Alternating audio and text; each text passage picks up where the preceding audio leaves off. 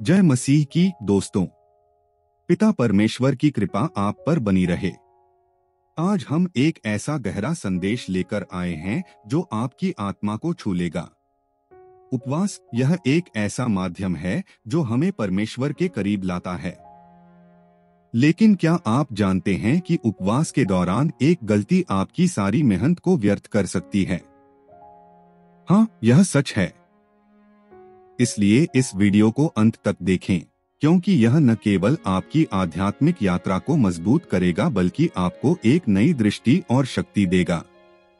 हमारा परमेश्वर अपने बच्चों से बहुत प्रेम करता है और उपवास के माध्यम से जब हम उसे पुकारते हैं तो वह हमारी प्रार्थनाओं को सुनता है।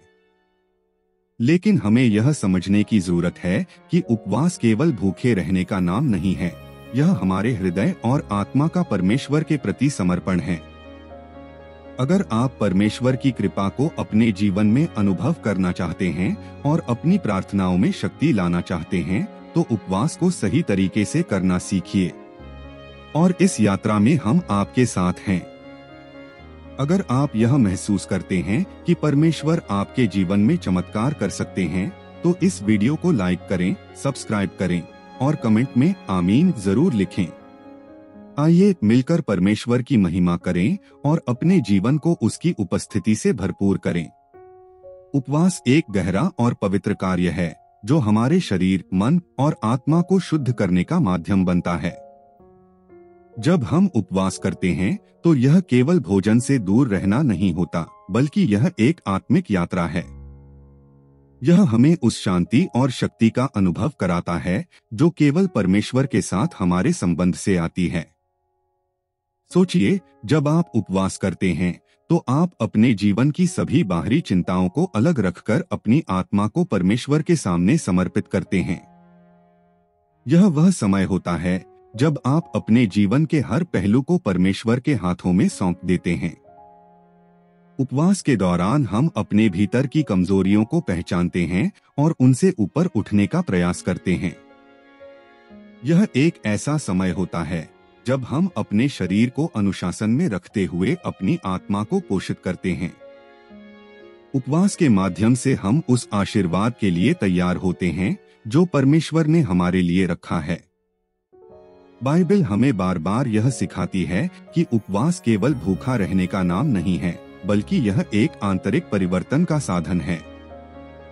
जब यीशु मसीह ने 40 दिनों तक उपवास किया तो वह केवल अपने शरीर को नहीं बल्कि अपने आत्मा को उस महान कार्य के लिए तैयार कर रहे थे जो उनके सामने था।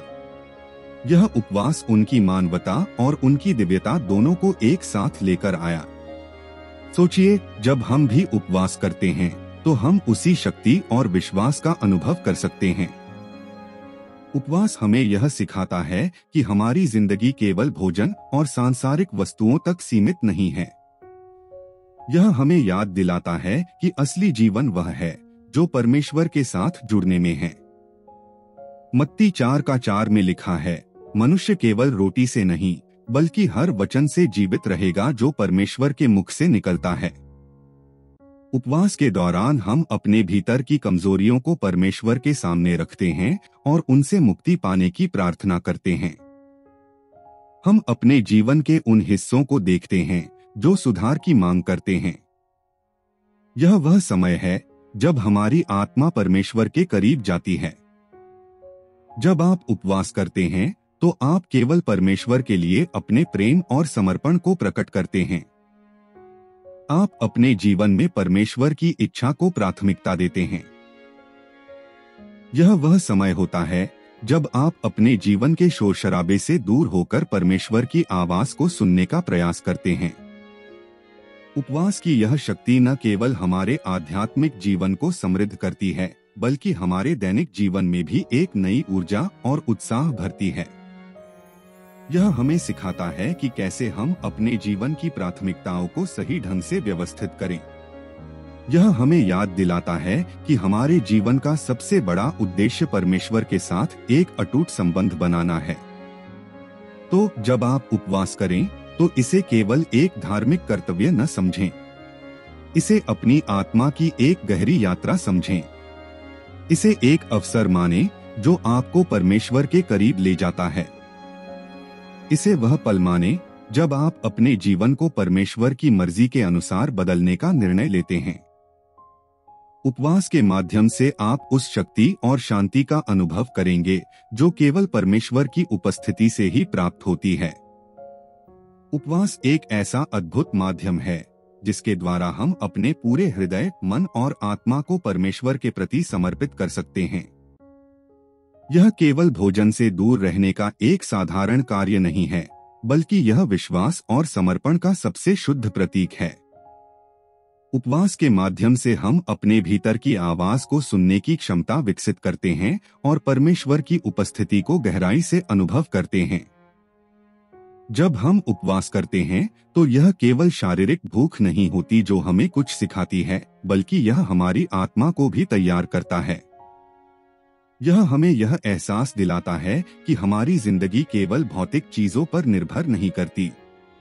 हमारे लिए सबसे बड़ा और महत्वपूर्ण पोषण वही है जो परमेश्वर के वचन से आता है। मत्ती 4:4 में यीशु ने कहा, मनुष्य केवल रोटी से नहीं बल्कि हर वचन से जीवित रहेगा जो परमेश्वर के मुख से निकलता है। यह एक गहरी सच्चाई है जो हमें याद दिलाती है कि भले ही हमारा शरीर कमजोर हो जाए, लेकिन हमारा आत्मा परमेश्वर के वचनों से शक्तिशाली और जीवित रहता है। उपवास के दौरान हम उस समय को जो अन्यथा खाने या आराम करने में जाता है, प्रार्थना और परमेश्वर के साथ बिताते हैं। यह समय हमें अपने जीवन की प्राथमिकताओं को सही करने का अवसर देता है। हम सोचते हैं कि हम किस पर सबसे अधिक निर्भर हैं, भौतिक वस्तुओं पर या परमेश्वर पर। यह आत्मा की गहराइयों में उतरने और हमारे विश्वास को पुनः स्थापित करने का समय है। उपवास हमें विनम्र बनाता है।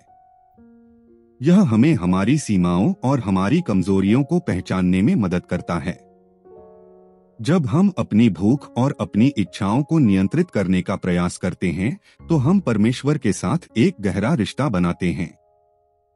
यह वह समय है जब हम अपने भीतर की आवाज को शांत कर सकते हैं और परमेश्वर की आवाज को सुन सकते हैं। परमेश्वर को हमारा यह समर्पण प्रिय है क्योंकि यह दिखाता है कि हम अपनी जरूरतों और इच्छाओं से ऊपर उठकर पूरी तरह से उन पर भरोसा करते हैं।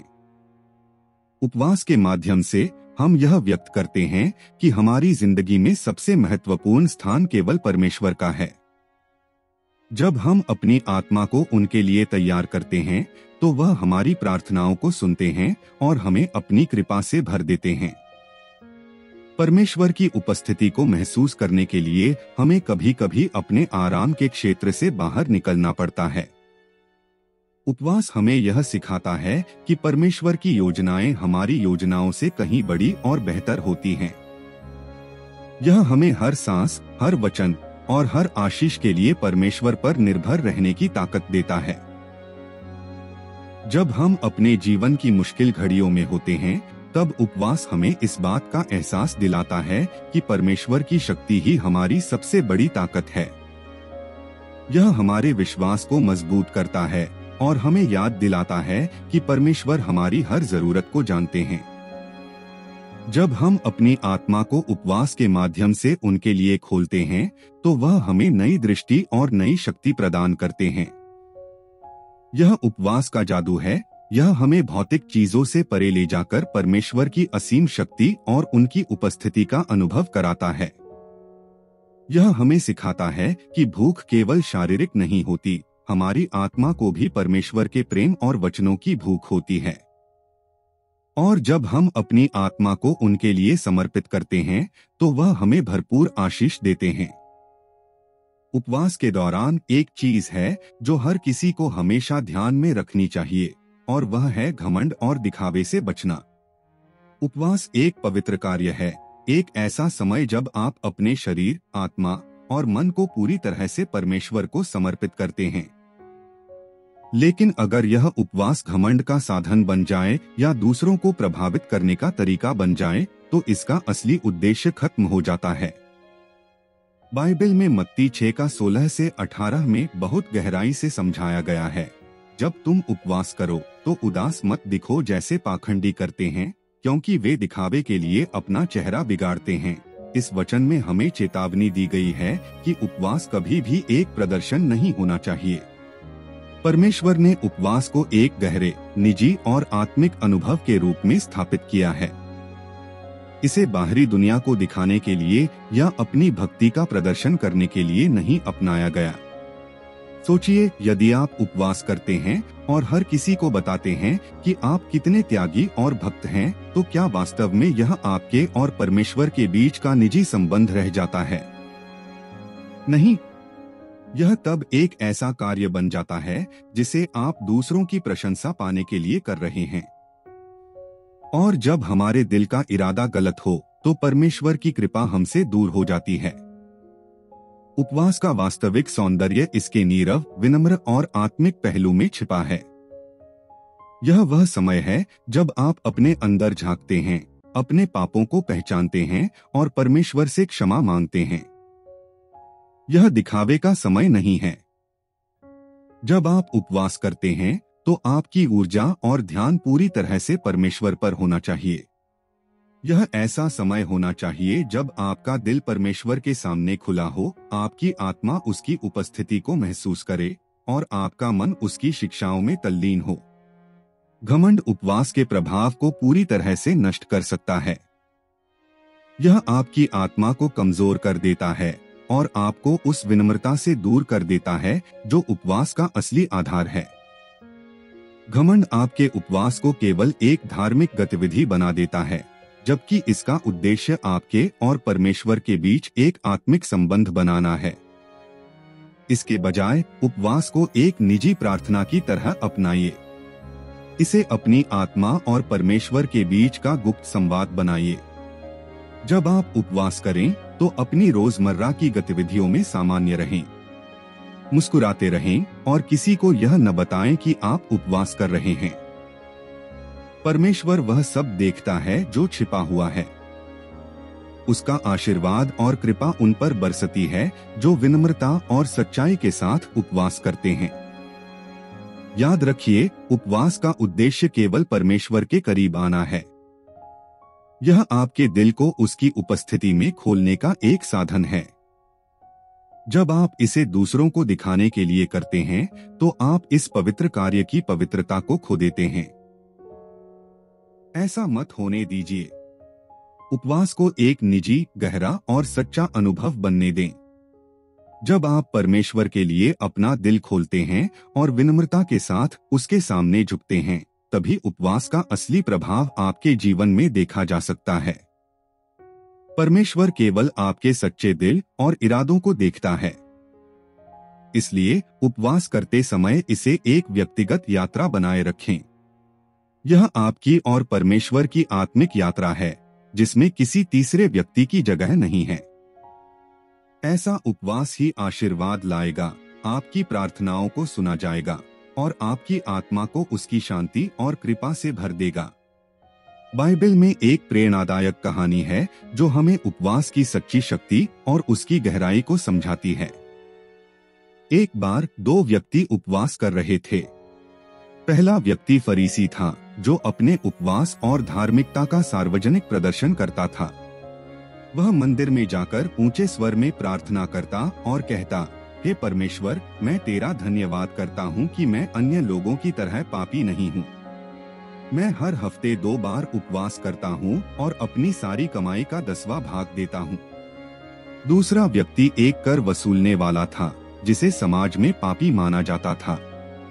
वह मंदिर के कोने में खड़ा था, अपनी आंखें आकाश की ओर उठाने का साहस भी नहीं करता था। उसने केवल अपनी छाती पीटते हुए कहा, हे परमेश्वर, मुझ पापी पर दया कर। यीशु ने इस कहानी के माध्यम से सिखाया कि फरीसी का उपवास और प्रार्थना केवल घमंड और दिखावे के लिए थी, जबकि कर वसूलने वाले का उपवास सच्चे पश्चाताप और विनम्रता से भरा हुआ था। यीशु ने कहा कि कर वसूलने वाला व्यक्ति परमेश्वर की कृपा प्राप्त कर घर गया, जबकि फरीसी नहीं। यह कहानी हमें सिखाती है कि उपवास का उद्देश्य दूसरों को प्रभावित करना नहीं, बल्कि परमेश्वर के प्रति सच्चा समर्पण और विनम्रता है। दोस्तों, उपवास केवल भूखा रहने का नाम नहीं है, यह परमेश्वर से गहरे संबंध बनाने का माध्यम है। इसे ईमानदारी और सच्चे दिल से करें। अगर यह जानकारी आपके लिए उपयोगी रही हो तो इस वीडियो को लाइक करें और चैनल को सब्सक्राइब करें। हमें कमेंट्स में बताएं कि आप अगले वीडियो में क्या देखना चाहते हैं। प्रभु की कृपा आप पर बनी रहे। धन्यवाद।